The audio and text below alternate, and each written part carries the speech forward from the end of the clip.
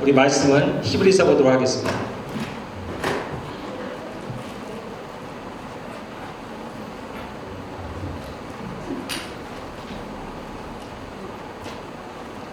히브리서 2장입니다. 신약 354페이지 히브리서 2장 5절에서 18절 말씀까지입니다.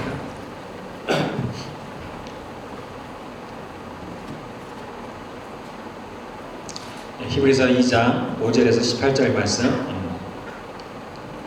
다 찾으셨으면 함께 읽도록 하겠습니다. 눈으로 따라오셔야 됩니다. 하나님이 우리가 말하는 바 장차 올 세상을 천사들에게 복종하게 하심이 아니니라. 그러나 누구인가가 어디에서 증언하여 이르되 사람이 무엇이기에 주께서 그를 생각하시며 인자가 무엇이기에 주께서 그를 돌보시나이까. 그를 잠시 동안 천사보다 못하게 하시며 영광과 존귀로 관을 씌우시며 만물을 그 발 아래에 복종하게 하셨느니라. 하셨으니 만물로 그에게 복종하게 하셨은즉 복종하지 않은 것이 하나도 없어야 하겠으나 지금 우리가 만물이 아직 그에게 복종하고 있는 것을 보지 못하고 오직 우리가 천사들보다 잠시 동안 못하게 하심을 입은 자 곧 죽음의 고난 받으심으로 말미암아 영광과 존귀로 관을 쓰신 예수를 보니 이를 행하심은 하나님의 은혜로 말미암아 모든 사람을 위하여 죽음을 맛보려 하심이라. 그러므로 만물이 그를 위하고 또한 그로 말미암으니가 많은 아들들을 이끌어 영광에 들어가게 하시는 일에 그들의 구원의 창시자를 고난을 통하여 온전하게 하심이 합당하도다. 거룩하게 하시는 이와 거룩하게 함을 입은 자들이 다 한 근원에서 난지라. 그러므로 형제라 부르시기를 부끄러워하지 아니하시고 이르시되 내가 주의 이름을 내 형제들에게 선포하고 내가 주를 교회 중에서 찬송하리라 하셨으며 또다시 내가 그를 의지하리라 하시고 또다시 볼지어다 나와 및 하나님께서 내게 주신 자녀라 하셨으니 자녀들은 혈과 육에 속하였으며 그들 또한 같은 모양으로 혈과 육을 함께 지니심은 죽음을 통하여 죽음의 세력을 잡은 자 곧 마귀를 멸하시며 또 죽기를 무서워함으로 한평생 매어 종로로 다는 모든 자들을 놓아주려 하심이니 이는 확실히 천사들을 붙들어 주려 하심이 아니요 오직 아브라함의 자손을 붙들어 주려 하심이라. 그러므로 그가 범사에 형제들과 같이 되심이 마땅하도다. 이는 하나님의 일에 자비하고 신실한 대제사장이 되어 백성의 죄를 속량하려 하심이라. 그가 시험을 받아 고난을 당하셨은즉 시험받은 자들을 능히 도우실 수 있느니라. 아멘.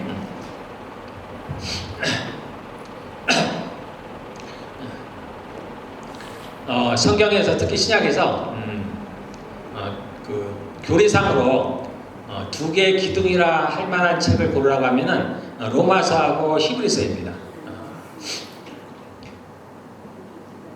로마서는 이방인들을 향해서 예수를 믿는 이방인들을 향해서 이제 쓰여진 것이고요. 히브리서는 제목처럼 예수님을 믿는 유대인들을 향해서 쓴 책이에요. 그래서 로마서가 이방인들에게 하나님의 구원을 교리적으로 잘 설명한 것처럼 이 히브리서는 유대인들에게 어떻게 예수님을 통해서 하나님께서 우리를 구원하시는가라는 것들을 교리적으로 잘 설명한 책입니다. 그래서 히브리서의 핵심 단어라고 한다면 대제사장이에요. 대제사장. 예수님이 우리의 대제사장이 되셔서 대제사장이 하는 일이 뭐냐면 하나님과 그 이스라엘의 백성들 사이에서 이스라엘의 죄를 가지고 죄를 담당하는 자입니다. 그래서 소나 양이나 염소의 피를 가지고 하나님께 나아감으로 말미암아 이스라엘의 범죄를 죄를 사하도록 해주는 그 중간 역할을 하는 게 대제사장이에요. 예수님께서 우리에게 대제사장이 되셨다라는 것을 이제 히브리서를 통해서 저희들에게 이제 말씀을 하고 있습니다. 자, 우리 2장 5절부터인데 우리가 이 말씀을 한번 간단히 한번 제가 보겠습니다. 하나님이 우리가 말하는 바 장차 올 세상을 천사들에게 복종하게 하심이 아니니라. 즉 예수님께 복종하게 하셨다 그런 얘기입니다. 앞으로 올 세상은 예수님이 왕이시라는 얘기예요. 그래서 예수님이 이 천사들보다 뛰어나다라는 것들을 이스라엘 백성들에게 얘기를 하고 있는 거예요. 6절에 그러나 누군가가 어디에서 증언하여 이르되 성경의 어느 부분에 이런 구절이 나왔다는 겁니다. 어딘지는 정확히 모르겠지만 이 저자가 사람이 누구에게 주께서 그를 생각하시면 인자가 무엇이기에 주께서 그를 돌보시나이까. 그를 잠시 동안 천사보다 못하게 하시며 영광과 존귀로 관을 씌우시며 만물을 그 발 아래 복종하게 하셨느니라. 이 말씀이 어디에 쓰여지냐면 시편 8편에 나와 있습니다. 시편 8편에 나와 있는 말씀인데 이거 노래로도 나와 있어요. 저도 청년 때 저희 교회에서 이 노래를 많이 불렀습니다. 그때 제가 생각한 것은 사람이 무엇이기에 전 줄 알았어요. 우린지 알았습니다. 우리 사람을 가르치는 줄 알았어요. 사람이 무엇이기에 주께서 그를 생각하시며 인자가 무엇이기에 주께서 그를 돌보시나이까. 야, 우리를 얘기하는 거구나. 저는 그렇게 생각했습니다. 근데 예수님을 가리키는 겁니다. 여기서 그는 예수님을 가리키는 겁니다. 사람도 예수님, 인자도 예수님을 가리키는 겁니다. 그래서 성경에 나와 있는 건 다 예수님에 관한 이야기예요. 우리는 그 한 구절 구절 보면서 나에 대한 내용도 물론 있겠죠. 그러나 대부분은 다 예수님에 대한 이야기입니다. 시편에 나온 것들은 특히나 그렇습니다. 다 예수님에 관한 이야기예요. 이 구절도 시편 8편에 나와 있는 말씀인데 천사보다 좀 못하게 하셨다. 그래서 나를 그렇게 만드셨구나. 저는 그렇게 생각했는데 물론 그렇기도 하죠. 우리가 지금 천사보다 못하죠. 그렇지만 정확하게는 예수님을 가리키는 겁니다. 예수님은 근본 하나님의 본체시나 그가 자신을 그 하나님과 동등됨을 여기지 아니하시고 우리 사람의 모습으로 이 땅에 오셨다 그랬습니다. 우리는 우리 스스로를 가리켜서 만물의 영장이다 하고 굉장히 높게 생각하지만 우리는 천사보다도 못한 자예요. 약합니다. 우리가 약해요. 천사 한 명만 와도 이 세상 모두를 다 대적할 수가 있습니다. 구약에 보면은 그 여호사밧인가요? 그 왕이 이제 아람의 군대가 쳐들어왔을 때 어찌할 줄을 몰랐어요. 그래서 그 유명한 것을 들었죠. 우리를 치러오는 적을 당해낼 능력이 내게 없고 내가 어찌할 바를 몰라서 주만 바라보나이다. 여호사밧은 이제 하나님을 잘 섬겼던 유다의 왕, 몇 안 되는 왕 중에 한 사람이었어요.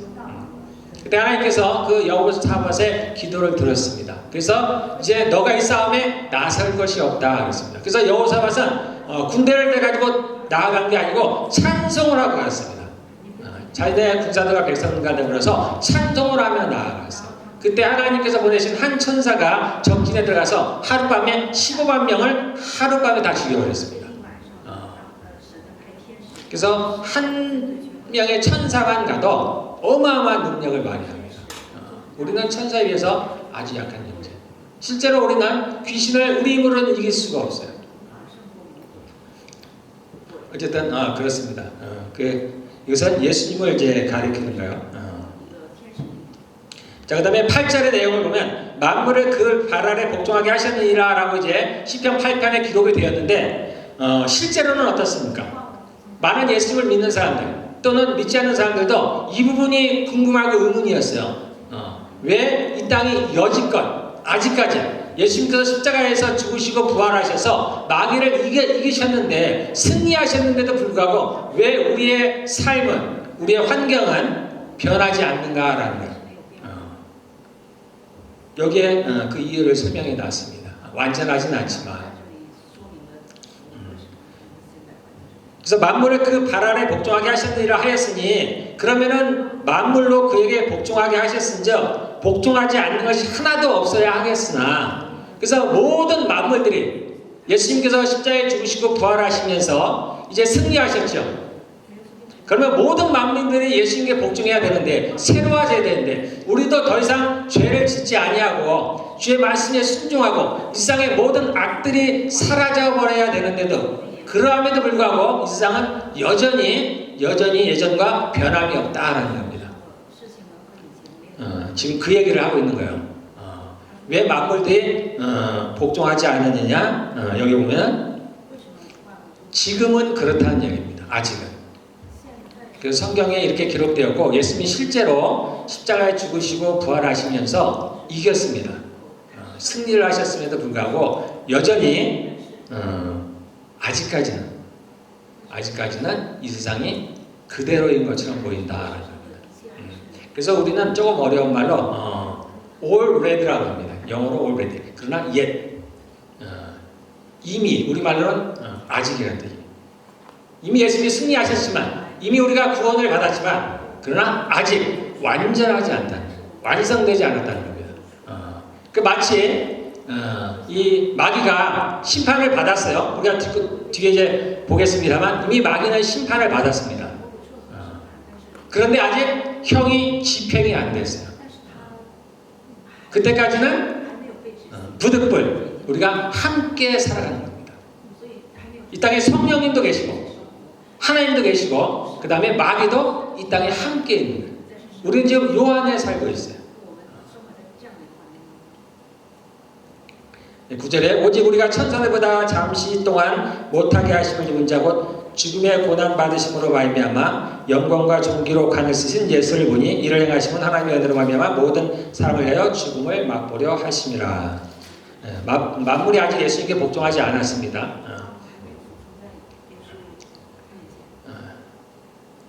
10절 보면 이제 10절부터 보면은 왜 예수님이 우리와 같은 혈과 육, 즉 육체를 말하는 거예요. 육체를 입고 이 땅에 오셨는가 하는 내용들 이유에 대해서 간단히 설명을 해줬는데 10절에 보면 그러므로 만물이 그를 위하고 또한 그로 말미암은 이가 말이 좀 어렵습니다만 그러니까 그 하나님께서 만물을 지으셨다는 얘기입니다. 근데 그분을 위해서 지으셨다는 거예요. 그 하나님이 성부 하나님을 가르치는 거예요. 그 하나님이 많은 아들들을 이끌어 많은 아들들이라는 건 우리입니다. 예수를 믿어서 구원을 얻을 하나님의 자녀가 될 사람들을 얘기하는 거예요. 많은 아들들을 이끌어 영광에 들어가게 하시는 일에 하나님의 나라에 들어가게 하시는 일에 그들의 구원의 창시자 예수 그리스도를 말씀하시는 거예요. 구원의 창시자를 고난을 통하여 온전하게 하시니 약동하도다. 자, 우리는 약간 이해가 안 돼요. 왜 굳이 예수님이 우리와 같은 그러한 모습을 가지고 이 땅에 오셨습니까? 왜 우리와 같은 모습을 가지고 그런 고난을 당하게 하나님께서 하셨을까? 우리가 완전하게 할 수는 없습니다. 제가 이제 어제 약간의 응답은 그거 같습니다. 이제 우리는 이 땅이 굉장히 길다고 생각합니다.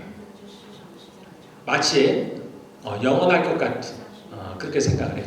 그러나 하나님 보시기에는 아주 짧은 겁니다. 하나님께서는 1000년이 하루 같다고 말씀하세요. 하루가 1000년 같다. 그렇게 따지면 인류의 역사는 기껏해야 일주일이 채 안 되었어요. 하나님 보시기에 우리가 사는 인생은 아침 안개와 같다고 말씀하십니다. 해가 뜨면 싹 사라져버려요. 들의 풀과 같다는 거예요. 우리의 영광들은 풀의 꽃과 같다는 겁니다. 하룻밤 사이에 싹 없어지는 거예요. 우리의 인생이 대단하다고 해도 우리의 생명은 호흡에 있다는 거예요. 주님께서 그 호흡을 걷어가시면 우리는 곧 죽을 인생들이라는 겁니다. 아무것도 아니라는 거예요. 이 땅은 아무것도 아니에요. 그래서 우리에게 말씀하신 거에는 나그네처럼 살으라고 하는 거예요. 우리가 영원히 살 곳은 이곳이 아니라는 겁니다. 그 하나님의 나라는 거예요. 그래서 그분의 모든 말씀과 그 모든 계획들은 거기에 초점이 맞춰 있어요. 그래서 이제 우리가 그 나라에 가면은 이제 영원히 살게 돼요. 그런데 그때는 지금과 같은 모습이 아닙니다. 그때는 완전히 새로운 모습을 갖게 되는데 누구와 같은 모습을 갖게 되냐면 예수님과 같은 모습을 갖게 돼요. 예수님은 하나님이십니다. 그는 근본 하나님의 본체시나 보이지 않는 하나님의 형상이세요.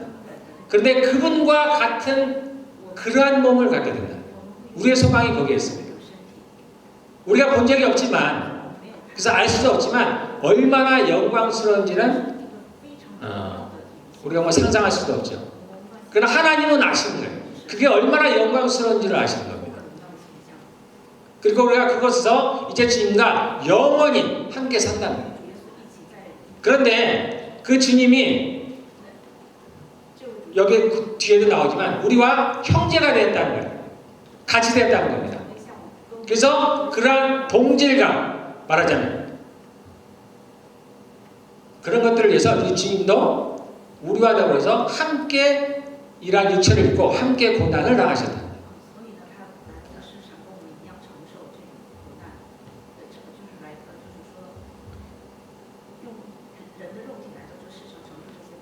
자, 10절에 물론 많은 이유들이 있을 거라고 생각을 해요. 그 중에 하나가 그겁니다.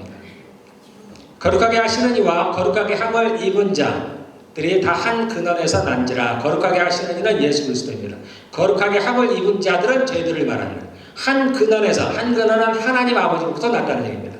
한 근원에서 난지라. 그러므로 형제라 부르시기를 부끄러워하지 아니하시고 이르시되 내가 예수님이십니다. 예수님이 내가 주의 이름을, 주 하나님을 가리킵니다. 성부 하나님을 가리킵니다.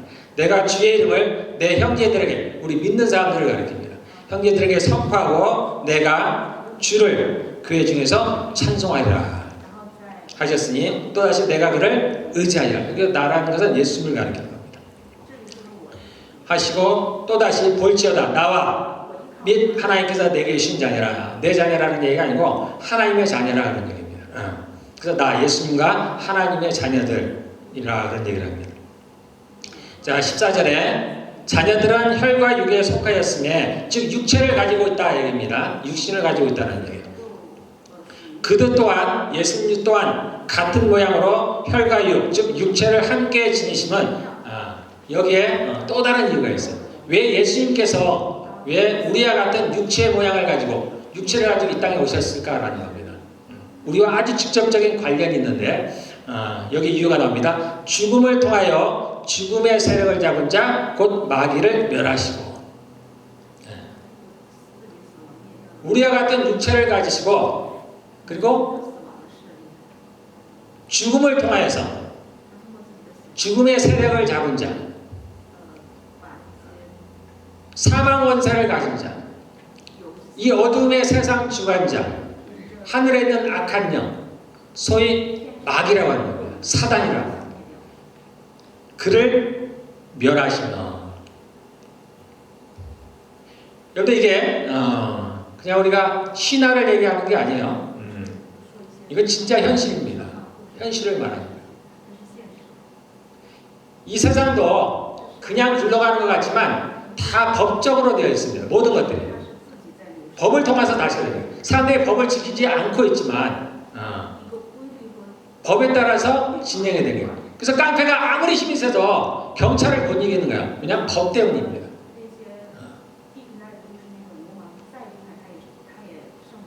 마찬가지로 하나님의 나라도 이 법으로 되어 있어요. 그래서 성경은 법에 관한 이야기예요. 법이에요. 왜 하나님이 우리를 구원하시는데 굳이 예수님을 죽여야 되신가? 왜 굳이 예수님이 육체를 입고 이 땅에 오셔야 되는가? 왜 굳이 예수님이 동정녀 마리아에게 나셔야 되는가? 이게 다 이유가 있습니다. 이 법적인 이유가 있어요. 그런 것들이 온전하게 맞춰져야지 비로소 마귀를 제압할 수가 있는 겁니다. 우리가 생각하기에는 마귀가 잘못했어. 내 자녀들을 감히 유혹을 해서 죄를 짓게 만들고 그럼 하나님께서 그를 정말 잡으셔서 그만 이 불못에 지옥에 던져버리면 그만일 것 같은데 그렇게 간단하지 않는 모양이에요. 우리도 완전히 알 수는 없습니다. 우리가 천국에 가면 이제 그 이유에 대해서 정확히 알겠죠. 지금은 완전하게 알 수 없지만 근데 그렇게 간단하지 않은 모양입니다. 그래서 주님도 그렇게 행하지 못한 14절의 내용을 가지고 제가 조금 더 제가 설명을 하면은 왜 그러면 어떻게 예수님께서 죽으셨는데 그걸로 어떻게 마귀를 멸하셨을까? 저는 이게 아주 궁금했어요. 어떻게 마귀를 멸하셨을까? 예수님이 죽으셨는데 그걸 어떻게 마귀를 멸하셨을까? 자, 마귀를 멸했다는 말부터 우리가 보면은 마귀를 멸하셨는데 아직은 아니죠. 아직은 아닙니다. 그래서 마귀를 멸하였다라는 말은 어느 성경책에는 어느 버전에는 없이 하다 이렇게 말씀합니다. 마귀를 없이 하시다. 이렇게. 원본을 보면은 효력을 무효하다 그런 의미가 있다고 합니다. 이걸 조금 더 이제 알기 쉽게 해석을 하면 마귀의 세력을 빼앗았다라는 겁니다. 우리가 전에 골로새서에 나와 있죠. 주님께서 그를 드러내서 세상의 구경거리로 삼으시고 저를 무력화했다라고 말씀하십니다. 무력화했다는 얘기는 뭐냐면 무장을 해제하셨다. 우리가 전쟁에서 포로들에게 무장을 해제하듯이 이 마귀의 무장을 해제하셨다. 즉 권세를 빼앗았다 그런 얘기입니다. 마귀가 갖고 있는 권세가 뭐예요? 사망의 권세입니다. 죄를 지은 자들을 정죄해서 사망으로 끌고 갈 수 있는 게 마귀예요. 그 권세를 가지고 지금 세상을 다스리고 있는 겁니다. 그런데 예수님께서 그 권세를 빼앗았다라는 겁니다. 그래서 그가 더 이상 우리에게 그 권세를 사용할 수가 없어요. 그래서 예수님을 믿는 사람들은 다시금 죽지 않는 거예요. 이제는 예수님께서 그 마귀가 가졌던 사망 권세, 그 권세를 누가 가지셨어요? 예수 믿음으로 회복하셨습니다. 그래서 여기서 마귀를 멸하셨다는 얘기는 그의 권세를 빼앗았다는 얘기입니다.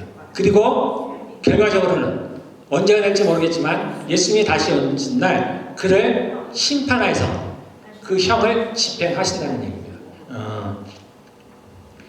이 마귀에 대한 얘기가 예수님께서 십자가를 통해서 하신 이야기가 요한복음에 잠깐 나오는데요. 10장에 보면은 제가 잠깐 보겠습니다.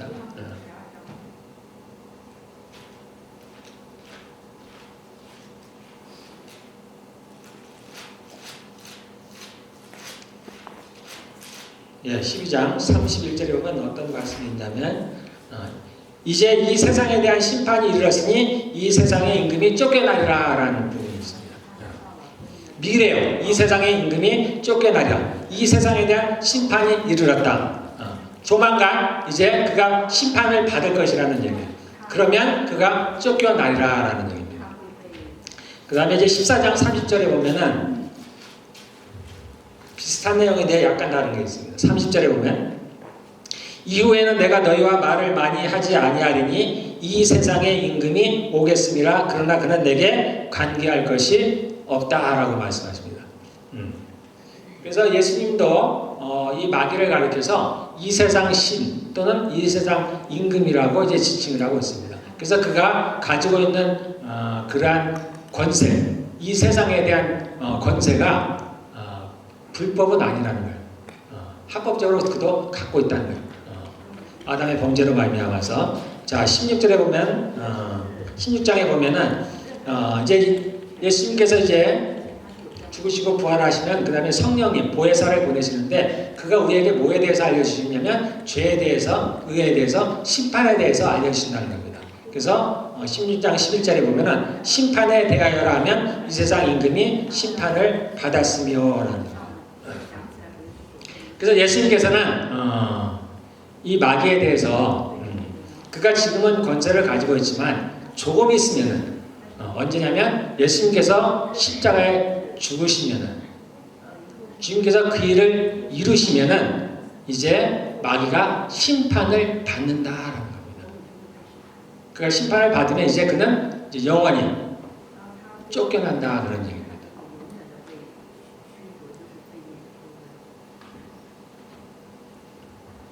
자, 이 원리는 이렇습니다.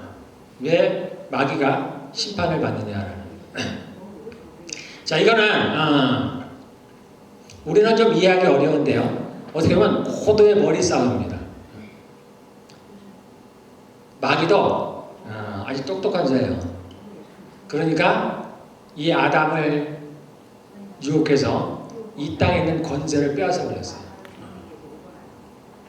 하나님께서 그를 당시에 마음대로 못한다는 걸 거두합니다. 하나님께서 아담을 범죄케 하나님도 자신의 자녀들도 잃어버려야 되는 거예요.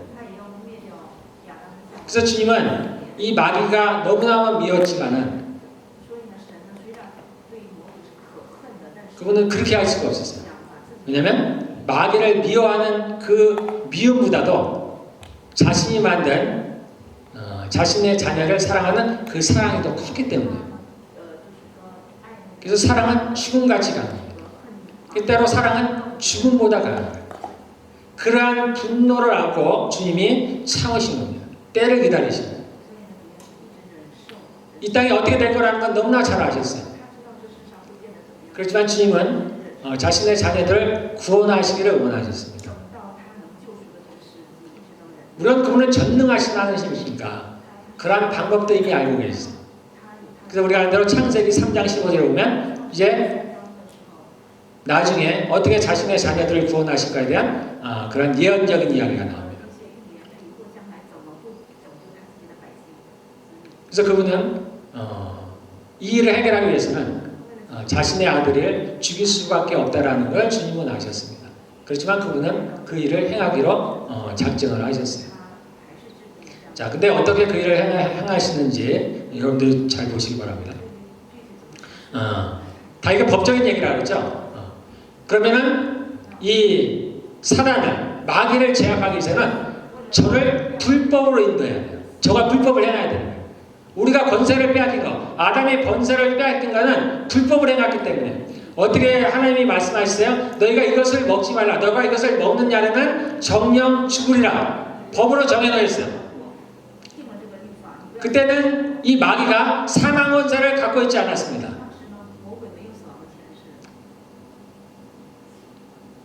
그런데 아담의 범죄함으로 말미암아서 결국은 하나님의 말씀대로 그는 죽음을 맞이하게 되었습니다.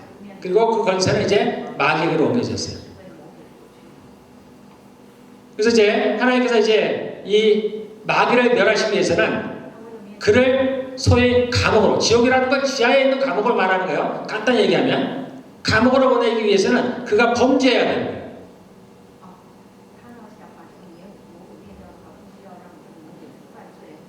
그래서 이제 예수님께서 그 비유 중에 하나가 그런 게 있죠. 예수님께서 과수원을 만들었는데 그리고 이제 먼 나라로 갔습니다. 그래서 시간이 흘러서 그 과수원에 있는 소출을 얻으려고 자기 종들을 보내는 장면이 있었죠. 그런데 그 말도 듣지 않으니까 마지막에 누구를 보내냐면은 아들을 보내는 거예요. 그랬더니 이 사람들이 이 과수원을 영원히 자기 것으로 만들기 위해서 이 아들을 죽이는 장면이 나옵니다. 그러면 어떻게 하겠느냐? 그 왕이 다시 와서 그들을 진멸하리라. 지금 이 비유를 말씀하시고 있는 겁니다. 그래서 이제 하나님께서 이 땅에 예수님을 보내셨는데 어떤 모습으로 보내셔야 되냐면 동정녀 마리아에게 나셨어요. 자, 동정녀 마리아에게 나셨다는 이유는 죄가 없다는 얘기예요. 죄가 없다는 얘기예요. 모든 사람들은 누구의 자손이냐면 남자의 자손이에요. 그런데 예수님만, 이 땅에 예수님만 여자의 자손이에요. 예수님만 여자의 자손이라는 얘기는 사람을 통해서 나지 않았다는 거예요. 성령을 통해서 나셨다는 겁니다. 다시 말해서 그가 이 땅에 산 모든 사람 중에서 유일하게 죄가 없는 분이었어요. 성경에도 그가 우리와 같이 고난을 당하셨으나 죄는 없다라고 선포해 놓았어요. 그런데 이 마귀가 그 예수님을 죽인 거예요. 십자가에 죽으신 거예요. 자, 죽음은 뭐의 삭시라 했어요? 죄의 삭시라 했습니다. 죄의 대가로 죽어야 되는 거예요. 그래서 예수님이 하나님 편에 보서 보면 예수님이 죽을 수밖에 없는 거예요. 죄의 대가를 치우기 위해서는 예수님은 죽어야 되는 겁니다. 그런데 예수님은 본래 죄가 없는 분이에요. 그런데 마귀가 이 예수님을 십자가에 죽이신 겁니다. 다른 얘기하면 마귀는 불법을 저지른 거예요. 죄가 없으신 예수님을 그가 죽였다는 거예요. 불법을 저지르고 그러므로 말미암아서 마귀는 심판을 받게 돼요. 그런데 예수님은 막상 죽었지만은 그분은 죄가 없으신 분이죠. 그러니까 그분은 다시 살아날 수밖에 없어요.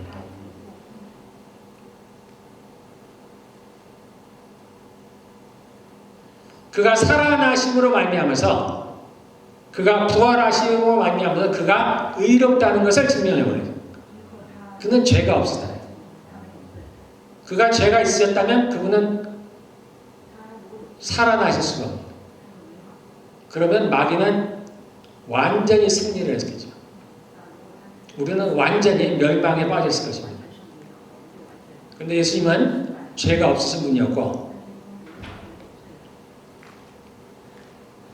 그래서 마귀는 불법을 저질렀고 그 예수님은 죄가 없는 분이시기 때문에 다시 살아날 수밖에 없었다. 그래서 그분은 우리의 의로움이 되었습니다. 그러므로 말미암아서 마귀를 멸하십니다. 멸하셨다는 얘기는 그를 심판하셨다라는 겁니다. 드디어 이제 하나님께서 그를 합법적으로 처리할 명분이 섭니다. 그래서 마귀는 명했어요. 스스로가 똑똑한 것 같지만 마귀는 스스로의 똑똑함으로 인해서 멸망에 이르게 됩니다. 주님께서 비유로 들던 그 과수원을 내 그 종들과 같은 겁니다. 그들이 그 아들을 죽이면 그 상속권이 자기한테 오는 줄 알아서 죽였지만은 결국은 그들은 왕에 의해서 멸망을 당하듯이 마귀도 그와 똑같은 멸망, 운명에 처해지게 됐던 겁니다. 그리고 주님은 그것만 이루신 것이 아닙니다. 주님께서 이제까지 참으셨던 이유는 마귀를 멸하시는 것과 또 하나는 자신의 자녀들을 살리시는 것. 하나님은 이 예수님을 죽이심으로 말미암아서 그 두 가지를 동시에 이루셨습니다. 마귀를 심판하시고 또 하나는 예수 그리스도의 피로 말미암아서 저희를 구원하는 일을 함께 하십니다. 그래서 이것이 바울은 얘기하기를 지혜롭다라는 지혜라는. 우리가 볼 때는 굉장히 복잡하고 왜 그렇게까지 하셔야 되나 우리가 이해 못할 수도 있겠지만 그건 우리 입장에서 그런 겁니다.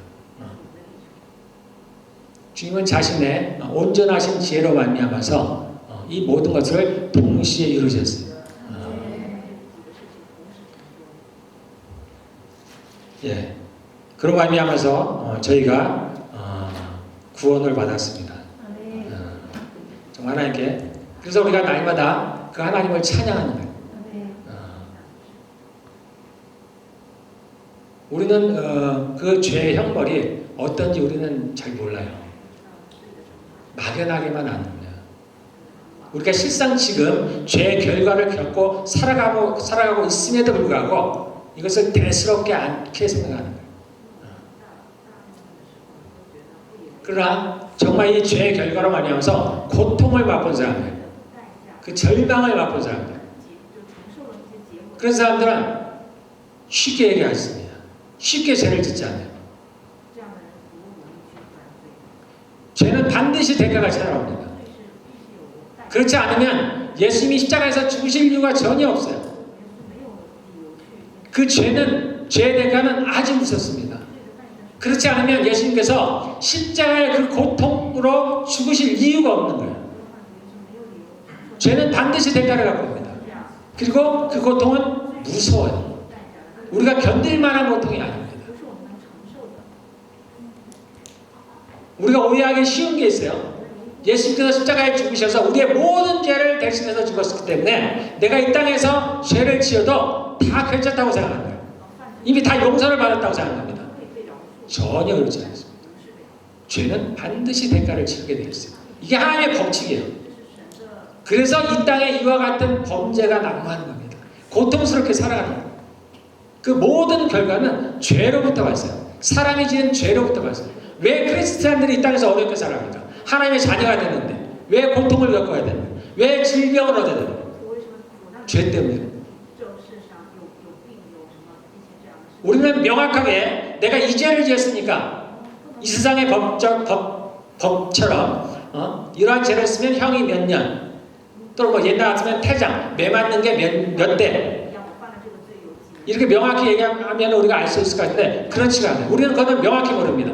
하나님은 명확히 아셔요. 그러나 우리는 명확히 모릅니다. 그렇지만 그 결과를 우리는 고스란히 겪고 있어요.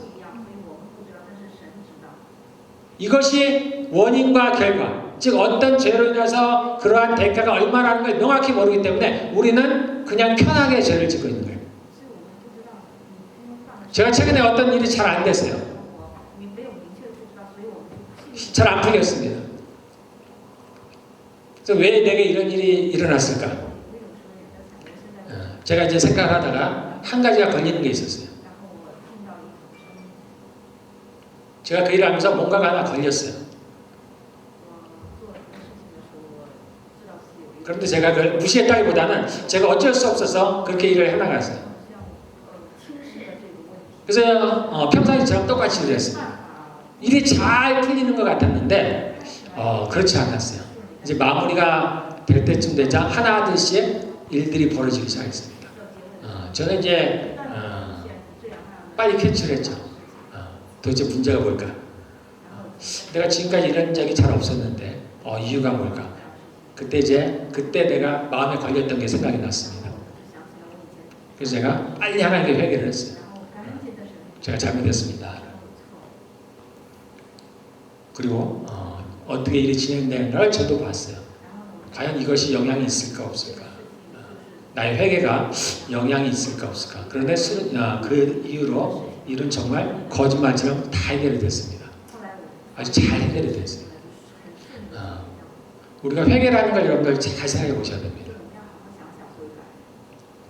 이미 하나님께서 모든 것을 용서하셨다면 십자가의 죽으심으로 말미암아 우리가 과거에 지은 죄, 현재 짓고 있는 죄, 미래에 지은 모든 죄까지 다 용서하셨다면 우리가 회개할 필요가 전혀 없어요. 그렇게 얘기하는 사람들도 있습니다. 회개할 필요가 없다고 얘기하는 사람들이 있습니다. 그게 아마 구원파 아니에요? 제가 정확히는 모르겠지만. 근데 주님은 마지막 그 만찬 때 말씀하셨죠. 제자들의 발을 씻겨주면서 말씀하셨습니다. 베드로가 어떻게 주님께서 제 발을 씻으십니까? 할 때 주님께서 말씀하시죠. 너가 그렇게 하지 않으면 나와 상관이 없다. 나와 관계없는 사람이라고. 그래서 베드로가 얘기하죠. 그러면 내 발뿐만 아니라 내 전체를 좀 씻어주십시오. 베드로는 아주 열심히 강한 사람이에요. 그랬더니 주님께서 말씀하시죠. 한번 목욕한 사람은 다 씻을 필요 없다. 발만 씻으면 된다. 회개는 그와 같은 겁니다. 우리는 이미 목욕한 사람과 같아요. 예수님을 믿음으로 말미암아서 우리는 한번 목욕한 사람과 같습니다. 그렇지만 이 땅을 살아가면서 우리는 여전히 죄를 져요. 이때 우리가 씻는 게 필요합니다. 이게 소위 회개라는 거예요. 여러분들 이거는 내가 하나님 앞에 정결하게 되는 또는 내가 양심상 바르게 살아가는 그러한 것도 있습니다. 그러나 그 이면에 뭐가 있냐면 법적인 문제가 있어요. 사단이 개입할 여지가 있는 거예요. 이건 하나님과 사단과의 법적인 관계예요. 우리는 그 사이에 껴 있어요. 하나님도 어찌할 수 있는 것들이 있어요. 그래서 주님께서 말씀하시는 거예요. 너가 이걸 씻지 않으면 나와 상관이 없다는 거예요. 하나님도 어찌할 수 없다는 거예요. 우리가 죄를 지으면 하나님도 어찌할 수가 없는 거예요. 사단은 참소하는 자입니다. 이 땅으로 보면 검사 같아요. 고발하는 자예요.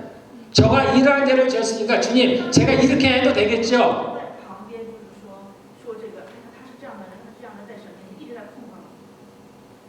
욥기에 보면은 사단이 욥을 이제 괴롭힐 때, 멸망시킬 때 반드시 하나님의 허락을 받습니다.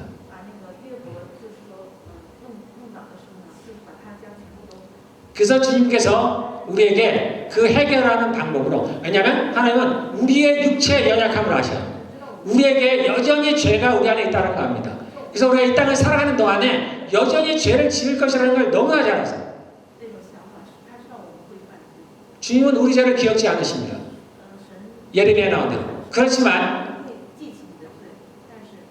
죄의 삭은 사망이라는 그 법칙은 여전히 우리에게도 적용이 되는 거예요. 그래서 그것을 해결할 수 있는 방법으로 우리에게 주신 게 있어요. 그것은 회개라는 거예요. 우리가 우리 죄를 자백하면 그는 미쁘사 우리 죄를 사하시고 비로소 우리가 사해진 겁니다. 그때 예수님의 피가 우리에게 적용이 되는 거예요. 우리의 원죄는 예수님의 피로 완전히 사해졌습니다. 그러나 우리가 이 땅에서 살아가는 죄는 해결해야 돼요. 그래서 매일같이 해결해야 돼요.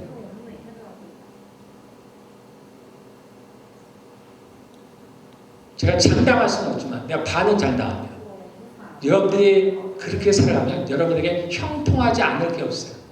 사단이 개입할 수가 없는 겁니다. 때로는 우리가 하나님의 어떤 계획 가운데 우리가 고난을 통해서 뭐 자라간다든가 그런 분이 있을 수는 있어요. 소위 우리가 그걸 테스트라고 얘기합니다. 템테이션은 사단으로부터 오는 거고 하나님께로부터는 시련이 있습니다. 우리를 자라게 하게 하시는 시련들이 있습니다. 그런 것들이야 내가 알 수가 없지만 그 외에 죄로부터 오는 그러한 것들은 우리가 막을 수가 있어요. 첫째는 우리가 죄를 멀리하면 됩니다. 가장 쉬운 방법은 죄를 멀리하면 돼요. 그러면 사망이 우리를 따라올 수가 없어요. 사망은 우리가 반드시 생명을 잃는다든가 심장이 멈춘다든가 호흡을 멈춘다든가 그것만을 의미하는 게 아니라 그렇습니다. 죄의 삭은 사망이라고 할 때 이 사망이라는 건 사망에 이끄는 모든 것, 사단에게 속한 모든 것을 말하는 거예요. 부부간의 불화, 자녀가 잘 안 돼, 내게 일들이 풀려지지가 않아, 고민이 오고 고통이 오고 평강이 오고 질병이 오고 이 모든 것들은 다 죽음에 속한 거예요. 이러한 것들이 온다는 거예요. 죄를 지으면 이러한 것들이 나를 따라오게 되는 거예요. 내가 피할 수 있는 것들이 아닙니다. 성경에 보면 죄가 따라간다. 이스라엘 백성들이 범죄했을 때 그들이 아무리 피해도 죄가 따라가요. 칼과 기근과 질병이 그들을 따라갑니다. 그들이 애굽에 피해도 그것이 칼과 질병과 기근이 그들을 따라간다고 얘기를 하는 거예요. 피할 수 있는 것들이 아닙니다. 죄를 지으면 죄의 삭신, 대가인 그 죽음에 속한 것이 그를 따라오는 거예요. 예전에 조윤희 목사님이 간증을 한 적이 있는데 그분이 지옥에 한번 떨어진 적이 있습니다. 그 간증할 때 그랬어요. 자신도 모르게 우리가 중력에 끌려서 떨어지듯이 자신도 모르게 자신이 지옥에서 떨어지는데 그게 죄를 끌어당긴다는 거예요. 그래서 죄를 갖고 있는 사람은 그 죄와 함께 지옥에 갈 수밖에 없다는 거예요. 우리가 중력을 못 이기듯이 그걸 못 이긴다는 겁니다. 우리가 죄를 지으면은 이 죽음이 따라오게 되어 있습니다. 여기서 벗어날 수 있는 일은 한 가지뿐이었어요. 아니 두 가지죠. 하나는 내가 죽음을 당하든지. 그래서 내가 그것을 겪어내는 거예요. 그 죽음 그런 내 죄로 인한 그 결과를 내가 고스란히 당하는 겁니다. 또 하나는 빨리 회개를 합니다. 이게 현명한 방법입니다. 하나님께 회개를 하셔야 돼요.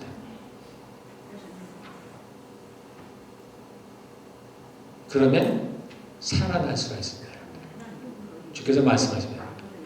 너희가 죄와 싸울 때 어떻게 해요? 죽기까지 싸우는 거예요. 피 흘리기까지. 그래서 이렇게 싸우는 거예요.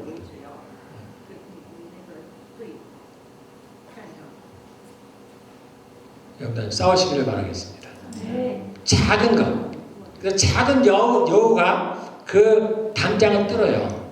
그러면 무너집니다. 그래서 작은 틈을 주지 말라. 아주 작은 틈. 그래서 이것에 이제 민감한 분들은 아십니다. 그런 삶을 살았던 분들은 알아요. 제가 아까 그랬듯이 뭔가 나에게 이상한 일이 발생했을 때 빨리 캐치를 하는 거예요. 그리고 하나님께 엎드리는 거예요.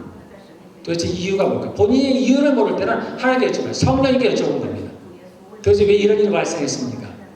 왜 이런 일, 어떻게 해결해야 되겠습니까? 그래서 이런 우리가 좀 소리 이게 성령에 민감하다고 얘기해요. 그런 분들은 빨리 캐치를 하죠. 뭔가 문제가 있을 때 빨리 캐치를 합니다. 그리고 빨리 돌아섭니다. 그렇지 않은 사람들은 어리석은 사람들. 끝까지 결과를 봐야 하는 자. 마지막까지 가야 하는 자. 그러나 그 고통은 고스란히 자기의 몫이에요. 여러분들 주변을 보세요. 아무리 옆에 사람이 죽어나가도 나하고는 전혀 상관이 없어요. 그 고통이 나에게 하나도 전해지지 않습니다. 마찬가지예요. 내가 겪는 고통도 내 옆 사람에게 나눠줄 수가 없어요.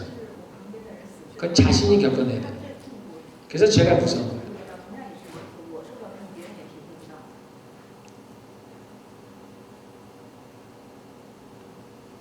우리가 죽기까지 싸웁시다.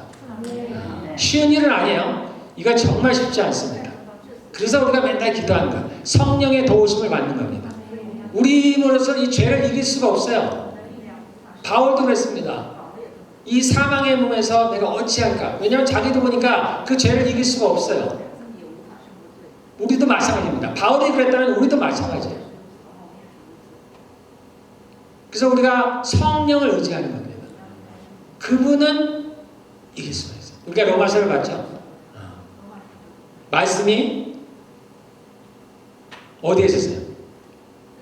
저 하늘에 있으니까 그 말씀을 가지고 내려오는 것도 아니고 저 밑바닥에 있으니까 그걸 끌어올리는 것도 아니고 그 말씀이 심히 가까워서 너희 안에 있느니라. 그러므로 너희는 이 말씀을 지킬 수 있느니라. 그 말씀을 우리가 전한 복음이라고 하죠. 즉 성령을 말하는 거예요. 이스라엘 백성들이 그 하나님의 말씀을 지키려고 그 말씀을 손목에 메고 머리에다 메고 자기 문 주변에 그거를 붙이고 매일같이 그것을 읽고 외워도 그들이 이길 수가 없었습니다. 자신의 육체를 이길 수가 없었어요. 그래서 그들은 다 멸망했습니다. 그런데 이제 그 말씀이 어디에 오셨느냐? 우리 안에 들어왔어요. 내가 내 말씀을 너희 안에 새기고 너희 생각에 기록하리라. 예레미야에는 하나님의 약속입니다. 새 언약의 말씀이에요. 이제는 내 약속의 말씀을 너희 안에 기록한다 했어요. 너희 생각에 기록한다 했습니다. 그러므로 너희가 이 말씀을 지킬 수 있느니라. 우리가 싸워서 이길 수 있다는 겁니다. 우리가 성령을 입어서 이길 수 있다는 거예요. 가나안의 전쟁은 그들이 대신에 싸워야 돼요. 하나님께서 그들에게 그 땅을 다 주셨지만은 그 땅을 발로 밟아야 되는 겁니다. 싸워 나가야 돼요. 저절로 획득되는 게 아니야. 그러나 싸우는 자는 반드시 이깁니다. 오늘 우리가 사냥됐죠? 그분이 승리하셨어요. 너희가 세상에서 환난을 당하나 담대하라. 내가 세상을 이겨노라. 주님이 이겨놓으신 싸움이에요. 우리가 주님을 믿고 나가서 싸우려고 하면 마음만 먹어도 이깁니다. 예. 우리 함께 기도하겠습니다. 예. 자, 누구든 상관이 없습니다. 우리는 모두 지금 이 상황 가운데 놓여 있어요.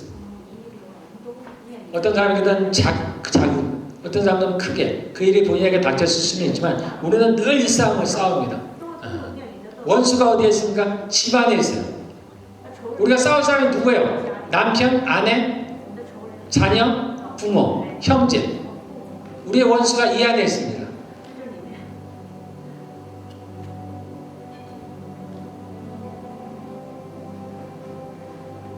우리가 말로만 군사가 아니고 실제 군사된 사람으로서 싸우기를 바라겠습니다. 아주 작은 것에서부터 절대 그 여우에게 틈을 두지 말고 마귀에게도 틈을 주지 않도록 내가 어떤 것도 허용하지 않겠다. 오직 예수 그리스도만이 그의 성령만이 나를 다스리시옵소서. 그분에게 자신을 내어주시기를 바라겠습니다. 우리가 마귀를 이길 수가 없습니다. 그 죄를 못 이겨야 우리가 성령께 의지해야 됩니다. 성령님 나를 다스리시옵소서. 그분이 승리하십니다. 우리가 이길 수 있는 유일한 길이 나를 주께 내어드립니다. 주님, 저는 도대체 뭘 위해 못 이겨요. 나를 치러오는 적을 내가 당해낼 능력이 하나님 내가 어찌할 바를 모르겠습니다. 그래서 제가 주만 바라봅니다.